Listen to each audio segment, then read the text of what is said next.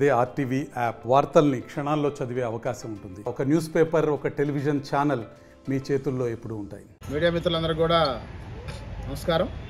నా పేరు కల్లూరి పెంచలయ్య, యానాదుల సంక్షేమ సంఘం రాష్ట్ర అధ్యక్షుడిని. ఈరోజు మీడియా మిత్రుల సమావేశం ఏర్పాటు చేసినటువంటి ఉద్దేశం ఒకటే. ఏదైతే ఈ రాష్ట్రంలో దాదాపు 10 లక్షల మంది యానాదులు ఉన్నారు. అయితే యానాదులు ఏదైతే ఎస్టీ రాష్ట్రంలో ఉన్నటువంటి ఎస్టీ జనాభాలో అత్యధిక జనాభా కలిగినటువంటి తెగ యానాదులు.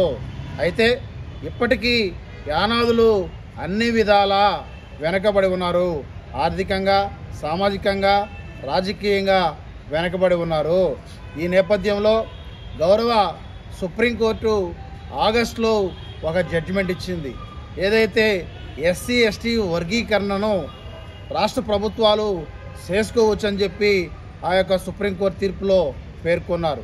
అయితే రాష్ట్ర ప్రభుత్వము ఎస్సీ వర్గీకరణకు సంబంధించి చర్యలు తీసుకుంది, అసెంబ్లీలో బిల్ పెట్టింది. అయితే ఎస్టీ వర్గీకరణ విషయంలో మాత్రం ఇప్పటి వరకు ఎలాంటి చర్యలు తీసుకోలేదు. అందుకని మేము ఏదైతే ఎస్టీ వర్గీకరణ చేయడం ద్వారానే యానాదులకు న్యాయం జరుగుతుంది అనేటువంటి ఉద్దేశంతో ఏదైతే ఎస్టీ వర్గీకరణ చేయాలని చెప్పి డిమాండ్ చేస్తూ ఈ నెల ఏదైతే డాక్టర్ బిఆర్ అంబేద్కర్ గారి జయంతిని పురస్కరించుకొని ఈ నెల 14వ తేదీన నెల్లూరులోనే టౌన్ హాల్లో ఎస్టీ వర్గీకరణ భేరీ సభను నిర్వహిస్తూ ఉన్నాం. ఏదైతే సభకు ముందు ఇక్కడ నెల్లూరులోనే వెన్నెలకంటి రాఘవయ్య భవన్ నుంచి ఏదైతే విఆర్సీ సెంటర్ వరకు భారీ ర్యాలీ నిర్వహిస్తూ ఉన్నాం. ఆ తర్వాత టౌన్ హాల్లో ఎస్టీ వర్గీకరణ భేరీ సభను నిర్వహిస్తూ ఉన్నాం.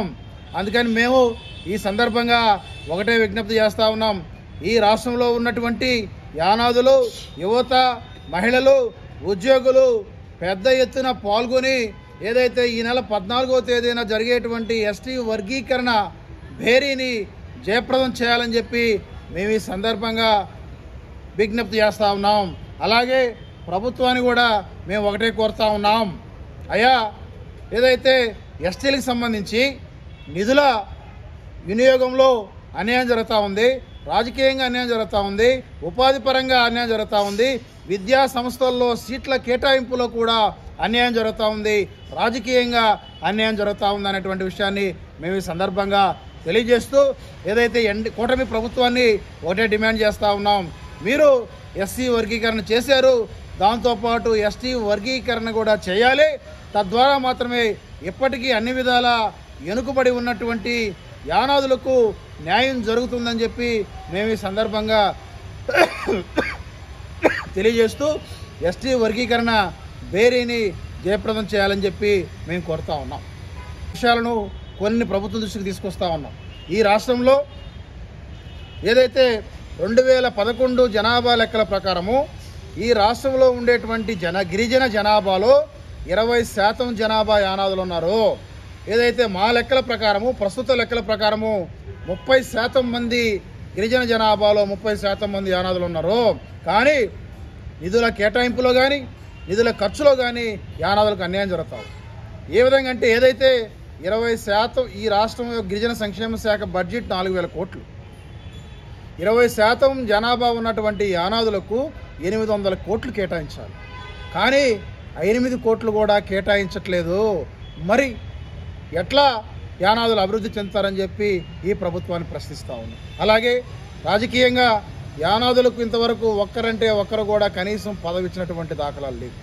అలాగే విద్యా సంస్థల్లో, ఉద్యోగాల్లో, ఉపాధి అవకాశాల్లో ఏదైతే మెరుగ్గా ఉన్నటువంటి గిరిజన ఇతర తెగలు యానాదులకు రావాల్సినటువంటి ఫలాలను కూడా లబ్ధి పొందుతూ యానాదులకు రాజ్యాంగ ఫలాలు అందకుండా చేస్తూ ఉన్నారు. అందుకని ఏదైతే ప్రభుత్వము ఎస్సీ వలె ఎస్టీ వర్గీకరణ కూడా చేయాలని చెప్పి మేము విజ్ఞప్తి చేస్తూ ఏదైతే ఏప్రిల్ 14వ తేదీ జరిగేటువంటి ఎస్టీ వర్గీకరణ భేరీని జయప్రదం చేయాలని విజ్ఞప్తి చేస్తూ ఉన్నాం. చెవూరు సుబ్బారావు యానాది, ఏపీ యానాది గిరిజన ఉద్యోగుల సంఘం రాష్ట్ర అధ్యక్షుడిగా పనిచేస్తున్నాను. ఈరోజు పత్రికా విలేకరుల సమావేశం ఏర్పాటు చేసింది ఎందుకంటే ఈ నెల 14వ తేదీ నెల్లూరులో నక్కలాల సెంటర్ దగ్గర నుంచి విఆర్సీ సెంటర్ వరకు భారీ ఎత్తున ర్యాలీ నిర్వహిస్తూ అలాగే టౌన్ హాల్ నందు ఎస్టీ వర్గీకరణ బేరీ అని మహాసభను నిర్వహిస్తున్నాం. దాన్ని విజయవంతం చేయాలనే ఉద్దేశంతో ఈరోజు మా యానాది నాయకుల్ని, ఉద్యోగస్తుల్ని, యువతని అందరినీ కోరుకుంటూ చేస్తున్నాం. ముఖ్యంగా మేము ప్రభుత్వానికి చెప్పేది ఏంటంటే గిరిజనుల్లో ఉన్నటువంటి 34 తెగలల్లో దాదాపు 90% కులాలు ఏజెన్సీ ప్రాంతాల్లో ఉన్నాయి. మిగతా 5-6 కులాలు ఈ మైదాన ప్రాంతంలో ఉన్నాయి. ఈ మైదాన ప్రాంతంలో ఉన్నటువంటి జనాభాలో అసలు గిరిజనుల మొత్తంలో కల్లా అత్యధిక జనాభా కలిగిన యానాదులు దగ్గర 11 లక్షల మంది ఉన్నారు. కానీ ఎక్కడ వేసిన గొంగలు అక్కడే ఉన్నారు. ఎలాంటి ఆర్థిక తోడ్పాటు లేదు, ఎలాంటి రాజకీయ ప్రాతినిధ్యం లేదు, ఎలాంటి రిజర్వేషన్లు మాకు అందకుండా పోతున్నాయి. కాబట్టి మేము ప్రభుత్వానికి ఈ మైదాన ప్రాంతం ఉండే శాసనసభ్యులందరికీ కోరేది ఏంటంటే ముఖ్యంగా మా ఓట్లతో మీరు గెలిచారు. గెలిచిన సందర్భంగా యానాదులు ఎంతమంది జనాభా ఉన్నారు, ఈ మైదాన ప్రాంతంలో వాళ్ళు ఏ విధంగా అభివృద్ధి చెందారు ఒక సర్వే చేయండి. సర్వే చేసి యానాదులకి అన్యాయం జరిగిందా చేసి మాకు వర్గీకరణ చేయాలని చెప్పి మేము కోరుకుంటూ ఉన్నాం. మా యానాదులతో పాటు ఈ మైదాన ప్రాంతంలో చెంచు నాయకులు, చెంచు జాతి వాళ్ళు ఉన్నారు, అలాగే నక్కల వాళ్ళు ఉన్నారు.